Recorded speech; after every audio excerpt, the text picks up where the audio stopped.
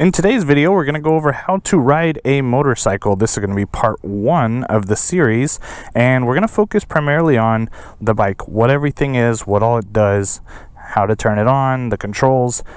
That's coming up right now.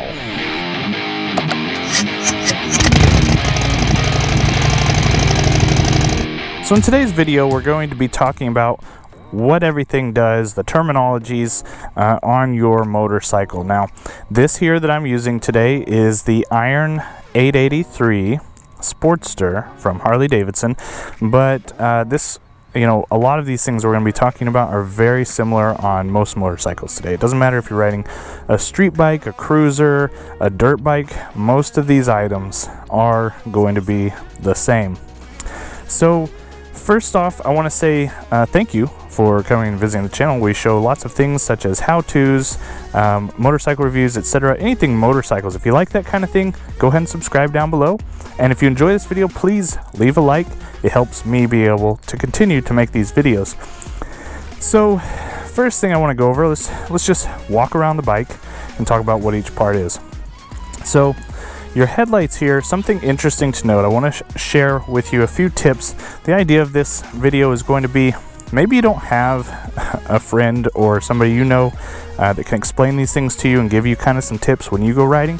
So I want to be that guy for you. Now, we may not have met yet, but my hope is that I can share some of the experience that I've learned and pass that on to you, and you can be able to be more knowledgeable on your motorcycle. So with the headlights, something different with motorcycles than cars is, if you ever notice, anytime you're running the motorcycle, that headlight is on full swing. Not just a driving mode or something like that. It's on full brightness. And the point of that is extra safety. You want to be more visible on the road. So there's no option to do a driving mode or something like that. It's always on, and that's a good thing. So here, of course, you have your headlights. You also have your turn signals. Now, not all motorcycles have turn signals. If you don't have those, you need to learn the way to signal with your hands. I won't be going over that in this video because most motorcycles do have those, but just know that may be the case. Make sure yours has signals, and if they don't, you need to do that. Learn the other process. Here are what's called your forks, and that's the front connection to your front wheel. And the first thing I want to talk about on that is, on most motorcycles, you have the ability to lock your forks. So I'm going to take the key here, and I'm going to show you. So mine is right here in the iron. It's right here above the ignition, and all you do is you turn it to the right like that, pull it. Now that that's turned, if I were to pull this up, I can't turn the forks anymore. Now it's locked into position. So it doesn't prevent someone completely from stealing your motorcycle, but now in order to steal that, for one, they can't just wheel it down the way, but also if they were to take it, they're going to have to now break into all this and unlock that, so where they can actually turn the wheel.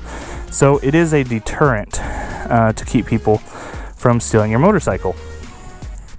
Go ahead and put that in there. Next to that, this is your ignition, and you typically on most motorcycles have an off, accessory, and ignition. So it's in the off mode now. Accessory will bring power, so now I can see my odometer reading on there, and it will also generally you'll have electricity going to the bike. I don't think, it doesn't turn on your lights yet. If you go into ignition, that's where your lights come on. Now this is obviously daytime, so you can't see it as well, but my lights are on currently in the ignition, and that's when the startup sequence starts on your motorcycle. I won't go into full depth on that just yet. We'll get to that in just a second. So then we have, in this case, we have our air filter right here. Air comes in there. That is in different places on all sorts of motorcycles, but if you have this one, that's where you need to change your air filter. This is your exhaust coming out here, and not much to really say about that. don't touch it. I guess that's a good thing to say. That gets stinking hot. They do have heat shields to make it less hot, but man, if you put your boot or your leg up against that after it's been riding for just a few minutes, you're gonna get toasted. So be very careful on that. So now you have your foot pegs. On both sides you'll have one of these, and on your right side you'll have your rear brake. That's on your right foot, and on the left side you'll have your shifter. We'll go to that in just a second. Some motorcycles will have a rear passenger foot pegs. Mine does. And that brings me to the next thing that I want to talk. This is Big Brother talking to you guys about riding two-up, also known as having a passenger on the back. So in my motorcycle safety course, the instructors there said something to me that I fully agree on. Now, each person can make their own decision, but I want to pass this on to you to consider at the very least and make the decision for yourself. I would highly suggest never running with a passenger on a motorcycle. They weren't designed for that. The requirement to make turns and be safe on a motorcycle is dependent on your ability to maneuver weight and whatnot on a motorcycle. You add a passenger who most likely is not an experienced rider onto the back, and that's going to cause trouble for you. I'm not saying it can't be done, or that just driving, down the parking lot, around the corner wouldn't necessarily be alright, but taking any sort of distance on this with a passenger, I highly recommend not doing that. So, that being said, make your own decision. You have been warned. Here are your rear shocks here. Some motorcycles have them exposed like this one. My other motorcycle, any of the soft tails, they do not have the shock exposed. And then you have the hard tails that don't have shocks. But just so you know, that's where that is. Here on the back you have your two blinkers on the rear. And we'll come around here to this side. And here is the left foot peg for the driver and the shifter, and that's what I mentioned before. Now we'll go over that probably in the next video on how you shift. Down is downshifting, lifting up is upshifting. We'll go over that in more detail. And that brings us to the controls. Let's go ahead and sit on the bike here.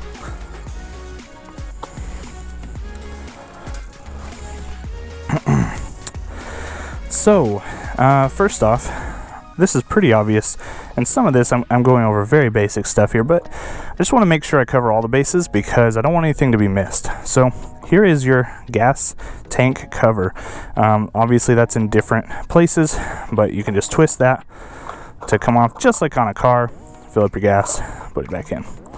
Pretty simple stuff. One thing to note though about this, motorcycles fill up just like cars, but I would say there's a slight difference. One of the big differences is that they hold much less gas, and so that's kind of what makes a change here on how you do things. So you can just put your nozzle in there, just like in a car, hit the go button, and wait for it to fill up. But the problem is, it will not fill the tank all the way if you do it that way. You really have to pull it back a little bit, slow the nozzle down, and watch. You don't want the gas, if you can see it there, you don't want the gas to come above that ring, but you want to try to get it close to that. You can easily, it makes a big difference on how much extra gas you can have on these motorcycles, especially this here on the Iron, as you don't have a very big tank to start with. So just know that's the case. Tip from Big Brother. Alright, so I'm going to go ahead and put the actually I'm going to hold off on that. Let's go over what all the controls are here, what we're seeing on the motorcycle. So on your right hand you have the throttle. Now the way to initiate the throttle is to roll back on it. Now I'll go ahead and do that. Here it's turned off. Roll back, that means go. Roll forward means slow down. I'm at no throttle at this point. Then you have the lever on the right hand side, which is your front brake. It's very important to know that you have, thank you plane for flying through at just this right time. It's important to know the difference between the front brake and the rear brake. I mentioned before our rear brake here on the right hand side, and this will be the case with all motorcycles for the most part. Now there may be an outlier out there somewhere, but 99% of all motorcycles, front brake is up here on the right handlebar and back brake is on the bottom. And we'll go over more in the other videos as to how braking works coming up soon. But unlike a car, you don't just have one brake pedal, and there's a reason for that. We'll get there. On this same side, we have the off switch. So this kills your bike. If you are in the run mode, your bike can start, it can run, but anytime it's in, if you ever need to turn off the bike quick, there's an emergency or something, this is your kill switch. Click that to off and everything will be cut to the bike. Nothing can run. So you can leave it in, you can leave this in run, while it's sitting there. As long as it's turned off, keys out, there's nothing that's going to be running on your bike. The idea here is, without having to fumble with the keys and try to turn the bike off in an emergency, you can click that real quick. I would suggest, if you're turning off the bike, not turning the bike off with the key, but starting here and getting used to that.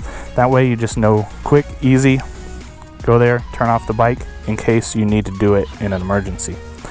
Next to that is your start switch. We'll mess with that here in a second when we start the bike up. That's what initiates your starter. Some motorcycles out there, the older ones, have a kickstart, but most modern bikes have a starter. That's where you do it on this one. Then you have your right blinker here. Now all Harleys are this way. You have a right blinker and a left blinker. Right is on the right, left is on the left. If you talk to anybody who's never driven a Harley before, they freak out about that. They think it's ridiculous, they hate it. I don't know, I've driven both, and they both seem to work just fine to me. In some ways, I actually kind of like this a little bit better because, to me, it just makes a little more sense. Your right is on the right, your left is on the left. I think some people like to have one hand free from that, but anyway, Harleys, it's here. On other bikes, it's mostly, I believe, on the left hand, and you have, you flick the switch forward for right turn signal, and you flip the switch backward for left turn signal, and you put it in the middle, I believe, to turn it off, or you just press it in to turn it off. And the good thing about Harleys is they actually have a detection as to whether or not you're leaning the bike or not. So if you set that turn, and then you go into a turn, and you lean back up, it will automatically turn it off for you. If for some reason you didn't lean enough to actually make that happen, you just press it again, and it turns it off. Easy peasy. On the left-hand side, we have, there's nothing here as far as, like, on the right-hand side, you have the throttle. Twisting this does nothing. There's no way to twist it. On the lever here, this is your clutch. And that is a very important thing that we will be going over more in detail. But just know that clutch, the clutch is what allows the power to go to the wheels of your bike, essentially.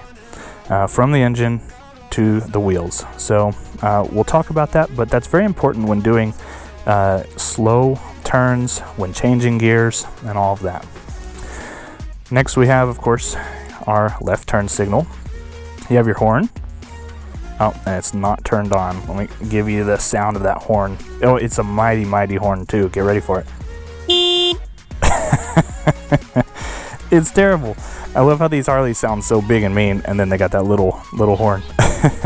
So, and here is your headlights. Now, as I mentioned before, your headlights only have a low position on here and a high. Low is regular headlights. It's just headlights on. High is high beams, just like in a car. But you don't have an off. You don't turn your headlights off ever on a motorcycle. You obviously have your left and right mirrors. On this motorcycle, I've got them lowered below the bars so I can see better behind me. But that most of the time you will have them up on top. By stock, these motorcycles actually do have them on top, but it is something I highly recommend you doing if you have an iron, to lower them to the bottom so you can see better. Then you have your speedometer here. Now, this is where a lot of motorcycles will vary quite a bit. Some of them are digital, some of them are analog. Some of them have RPM gauges. Some of them show how many miles left you have on your tank. All sorts of things, just like in a car. You have a speedometer in every car, but every car does it a little bit differently. Same thing here. General thing you need to know on any motorcycle is that just make sure you know where it is. You need to know your speed. Sometimes it's nice to know your RPMs. On this bike in particular, there's no RPM gauge, but we will talk about what RPMs are and how that all works in another video. Okay, so one thing that I forgot to mention actually is a pretty important item, which is your kickstand. Let me get off the bike here before we start her up. And every kickstand is a little bit different, but in some cases your kickstand will need to lock into place at a certain position. It's very important to know, especially on bigger, heavier bikes, where that is, because the last thing you want to do is think you have the kickstand down wrong, and then you go to let your bike lean over and it just falls all the way over, or it falls on your leg, or something like that. So it's good to know that that is there. One other thing that I want to bring out, and I need to actually put this cap back on, but here for a second I'm going to show you. So this right here is a connection for your battery tender. Now let me talk about that for just a second. Here we're going to go into tips from Big Brother mode here. What is something slightly different about a motorcycle than a car is the way the battery works. It's a different type of battery. I don't remember the exact details, but the basics are this. If you leave the battery on a motorcycle for a decent period of time, and it varies wildly depending on the age and model of the battery, but I'm going to say roughly if it's left for a month or two, you're getting into the zone where your battery might die. So, and what I mean by die, I mean it's not just it's going to run out of charge and then you have to charge it back up or do a jump start like on a car. It will actually die completely. You can't ever charge it back up once it goes to zero normally on a motorcycle battery. So they have battery tenders, and they just keep a slow, steady flow of electricity in there, keeping it topped off to where it doesn't get to that low state. So not all motorcycles have this kind of battery tender connection. I believe pretty much all Harleys do. I'm sure after a certain year, I'm not sure which one. But check your manual. If you do have one of these, it's really useful because you just plug it in. There are other options though. If you can get to your battery, most battery tenders have little connectors that you can screw onto your battery to where you have that quick connection when you get home, and you can set it up yourself. But you do want to keep that in mind if it's going to sit through the winter or something along those lines, several months. You got to put it on a battery tender, or you're going to be spending anywhere around $100-$150 probably for a new battery. I myself, if you want to look at that video, had to replace my battery because I left the motorcycle on like an idiot. So check that video right up at the top, and you'll see how to replace that battery. So anyway, I'm going to go ahead and close this up and let's start her up. Okay, so you want to put your key in the ignition mode. Now on a Harley Davidson, you notice things are lighting up here. Now what all is going on? It's important to understand this information. You'll see, there you go, the engine light came on again. On Harleys, at least on this Sportster, it's not on all Harleys, but it has a startup sequence, and that engine light comes on twice. You want to wait until that finishes. What that's doing is it's running through the different components of the bike, making sure everything's working. After the second light goes off, you're good. Now you may see this oil light and worry, is there something wrong with my oil? No. If you don't see that light come on, then you want to get your bike checked. If it is on, it's waiting for your motorcycle to start. Once it starts, it makes sure the oil is flowing, and then it turns off if everything's good. But until you start, that will stay on. If it stays on while you're driving, then you want to get it checked. So it's fine for it to be on when you're first starting up the bike like this. Now in order to start your bike, this is something that kind of varies with motorcycles, but typically be in neutral and or have your clutch engaged. Some require both to be set, but most, as long as you're in neutral, you can just start it up. And that's what I'm going to do here. So in order to get into neutral, I'm going to pull my clutch in, and I'm going to go down to first, and then I'm going to pull up a half click to neutral. And another tip from brother, and actually this is something that maybe a lot of riders don't know. I certainly didn't know it until I changed my own my own oil on the primary. But if you're having trouble getting into neutral like I was, on this bike in particular, it may be that it was overfilled on your primary oil. Whenever I set it to the correct level, change the oil out, I now easily get into neutral every time. So just a little tip. Okay, so I'm not touching the clutch here, and I can go ahead and start it. So you just hold in the starter button. Just like a car, you wait until it starts up like that, and there you go. And that is the basics of the controls. In the next video, we're going to be talking more about how to use the clutch, and getting started, shifting, what all's involved, and some important insights as to why the clutch is used and how it works. So stay tuned for that video, and we will catch you in the next one.